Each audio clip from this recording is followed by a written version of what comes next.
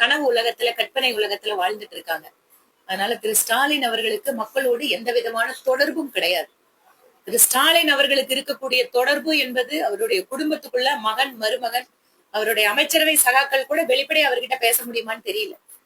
அதனால் அவர் முழுவதுமாக மக்கள் தொடர்பில் இருந்து துண்டிக்கப்பட்ட முதல்வர்.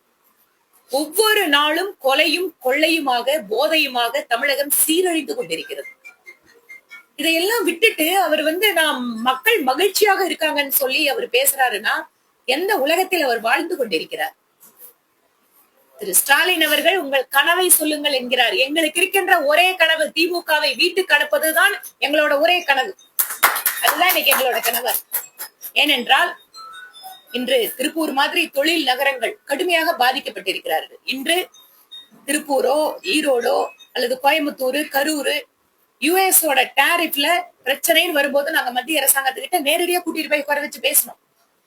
இன்னைக்கு ஒரு பெரிய ரிலீஃப் மோடிஜி அவர்கள் கொடுத்திருக்காரு.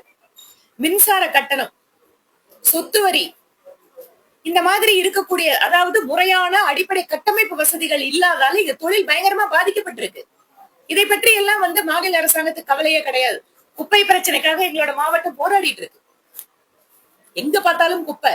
திருப்பூர்ல மட்டும் இல்லைங்க, கோயம்புத்தூர்ல என் தொகுதியில அதுதான் நிலைமை. ஆள் இல்லங்கிறாங்க, வண்டி இல்லங்கிறாங்க. கொடுக்கிற வரி எங்க தாங்க போகுது கேக்குறாரு திரு ஸ்டாலின். தமிழ்நாட்டினுடைய நிதி வருவாய் எங்களுக்கு எங்கன்னு கேக்குறாரு. இப்ப நாங்க கேக்குறோம், கோயம்புத்தூரும் திருப்பூரும் கொடுக்கிற வரி எங்கீங்க? ஏன் எங்களுக்கு ரோடு கிடைக்கல? நல்ல ரோடு கிடையாது. குப்பை எடுக்கிறதுக்கு ஏன் ஆள் இல்ல?